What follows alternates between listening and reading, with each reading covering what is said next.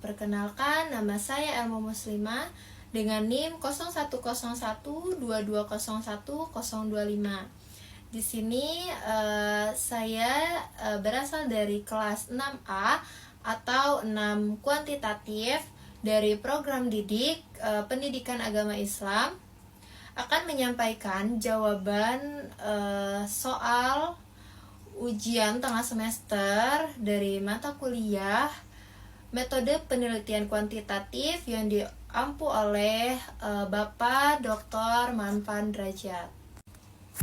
Dalam video ini saya akan menjelaskan 3 bagian utama atau 3 soal, yaitu karakteristik penelitian kuantitatif, metode penelitian kuantitatif, dan jenis-jenis penelitian kuantitatif beserta contoh judul penelitiannya.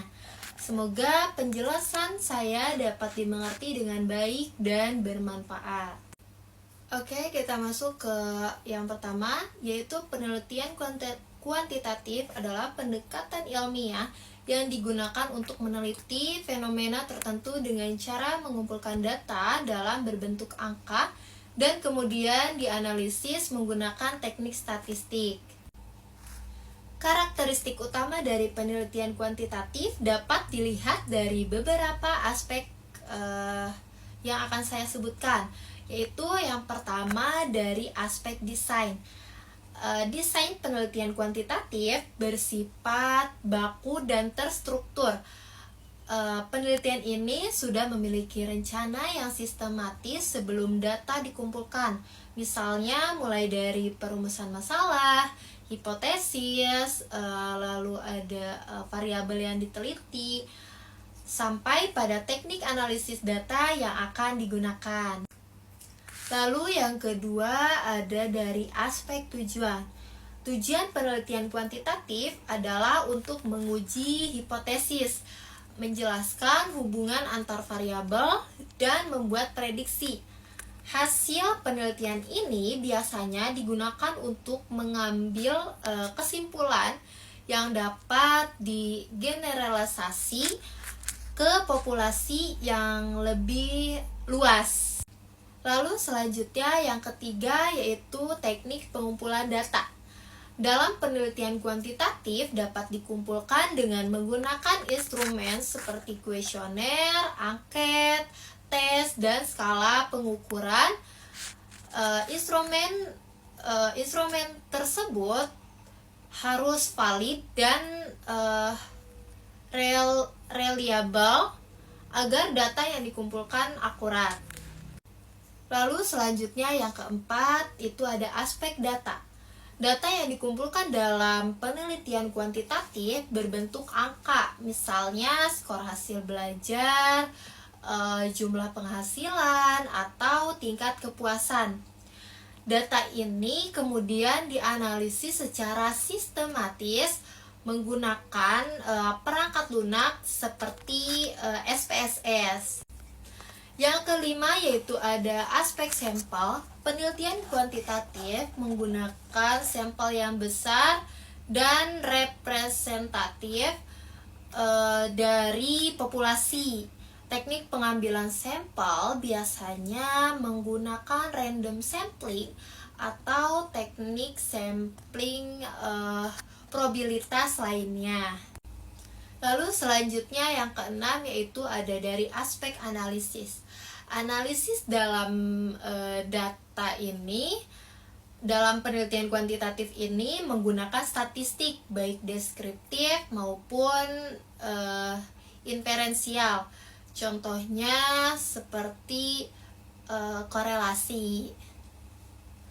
Lalu selanjutnya yang ketujuh yaitu hubungan dengan responden. Peneliti kuantitatif menjaga jarak dan bersikap objektif terhadap responden. Peneliti tidak boleh mempengaruhi atau memberikan perlakuan khusus kepada responden agar hasil atau data yang diperoleh itu benar-benar murni. Selanjutnya saya akan menjelaskan beberapa metode dalam penelitian kuantitatif, yaitu yang pertama metode eksperimen. Metode ini bertujuan untuk mengetahui hubungan sebab akibat antara variabel. Dalam eksperimen, peneliti memberikan perlakuan tertentu kepada kelompok eksperimen dan membandingkan dengan kelompok kontrol. Misalnya, meneliti pengaruh metode pembelajaran tertentu terhadap hasil belajar siswa. Selanjutnya yang kedua yaitu ada kuasi eksperimen. Metode ini mirip dengan eksperimen, tetapi tidak menggunakan pengelompokan secara acak.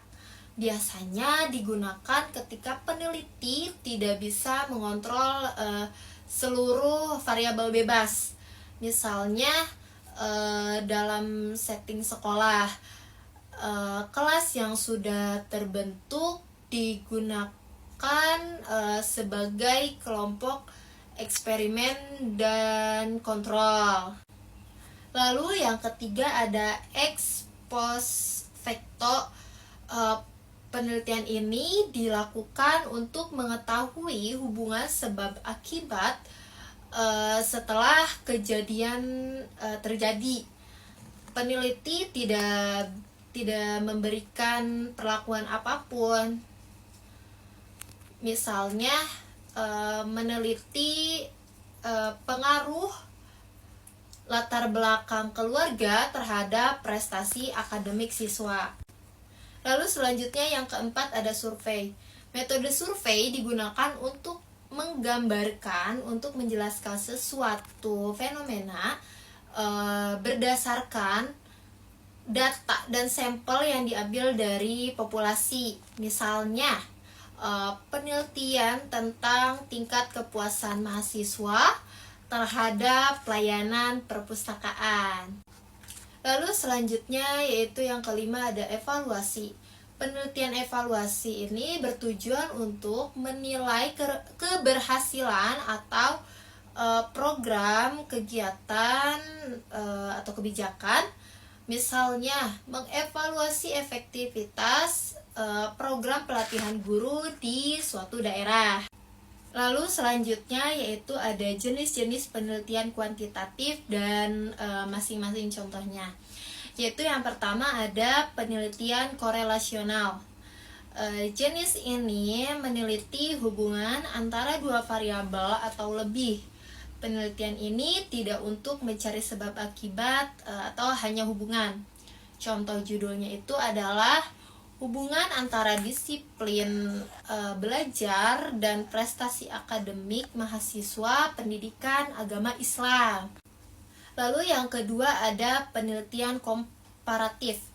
Penelitian ini membandingkan dua kelompok atau lebih untuk melihat perbedaan suatu variabel. Contoh judulnya itu adalah perbandingan hasil belajar siswa yang menggunakan metode ceramah dan metode diskusi di kelas, misalnya di kelas 10 MA Al-Miftah.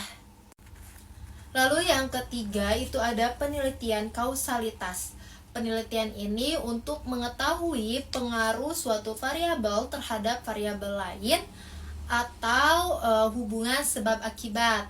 Contohnya ini adalah pengaruh penerapan model PBL atau problem based learning terhadap kemampuan berpikir kritis siswa SMP.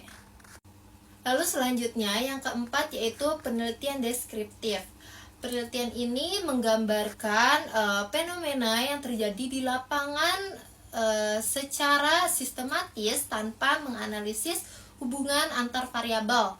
Contohnya adalah gambaran tingkat kepuasan mahasiswa terhadap fasilitas di kampus STAI Dr. KZ Mutakin. Demikian penjelasan saya mengenai soal-soal yang diberikan oleh dosen pengampu. Kurang dan lebihnya saya mohon maaf. Semoga bermanfaat. Wabillahi taufiq wal hidayah. Wassalamualaikum warahmatullahi wabarakatuh.